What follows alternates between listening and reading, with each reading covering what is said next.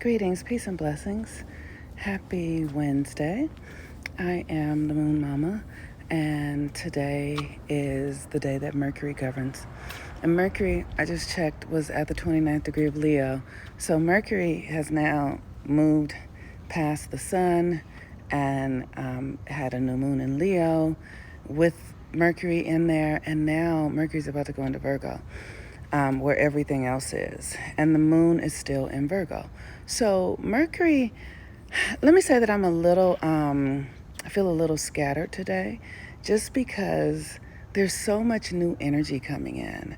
And the tendency is to, for me, can be to get overwhelmed and move into what feels like some stagnation because things aren't unfolding the way I want them to, or things feel hard or something like that. I can get stuck in stories in my head, spinning stories around, you know, my experiences with others or any of that. And so what I'm experiencing right now, the Virgo energy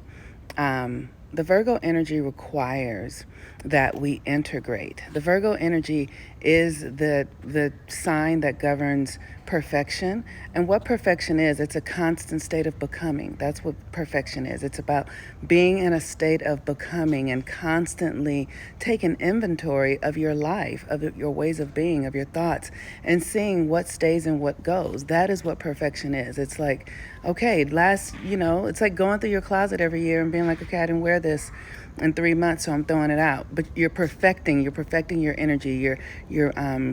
You are clarifying your focus. When this is what Virgo does, it clarifies the focus. It says, this has value, this does not. This works, this does not, right?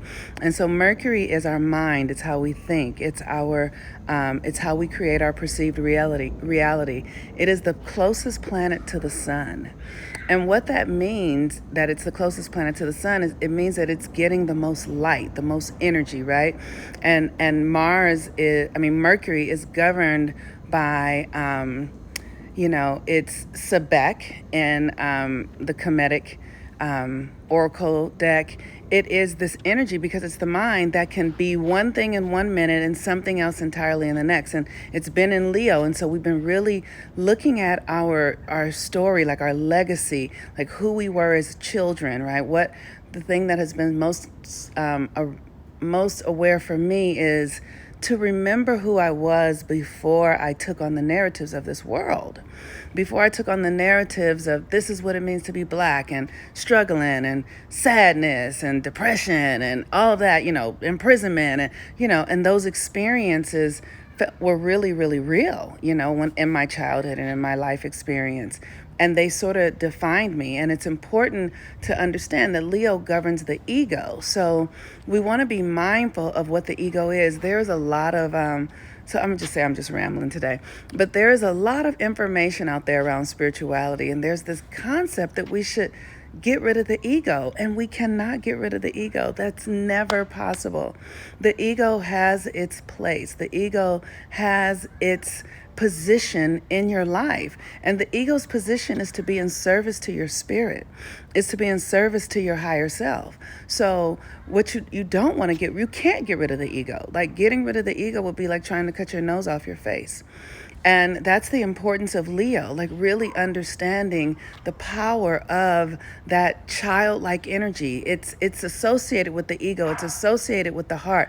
It's the thing that defines you from others. It's the thing that makes you stand out. Your ego is the thing that has you not collapse into everybody else. You know what I mean? Without an ego, you would just blend in. You would just, if you notice, the people who have the most pronounced egos are the people who can position themselves and put their personalities out and be true to themselves. And in this culture right now, we have this conversation around narcissism, which, is, I don't know what they're using that as a definition for. Honestly, I don't. Because we all need to be, in the age of Aquarius, we need to be self-centered, self-focused, not in a negative way, but in a way that understands I need my hand to do what my hand does so that my foot does not have to do it. Okay? That's as simple as that. I need my nose to do what my nose does so that my thighs don't have to do it. Like, you've got to fucking be yourself. You've got to honor your uniqueness. You've got to honor your gifts. You've got to have confidence in who you are. You've got to have an ego. So Mercury in Leo was giving us this opportunity to really come back into that childhood essence of what we loved and what we appreciated as children, or what we became, right? It's like being able to make stuff out of your childhood. Like, I've shared before, like, my mother wasn't there. I barely had any adult supervision as a child, honestly. Like, I was the freest fucking kid ever. And, when I became a teenager and an adult, like, I hated that. I was like, nobody loved me. Nobody took care of me. Nobody. Blah, blah, blah, blah. But the reality is that I'm the freest fucking person I know. Like, I live my life on my own terms. I don't really make concessions for others. That might seem selfish, but I have learned how to trust myself, because when you're 3 years old cooking for yourself, or trying to figure out how to do things at 3, it's, by the time you get 12, you know how to do shit and you don't need nobody to tell you anything, right? So it's important that we really begin to requalify our childhoods, right? It's important that we begin to look at those childhood stories from a new lens so that we can see the power that we can garner from them.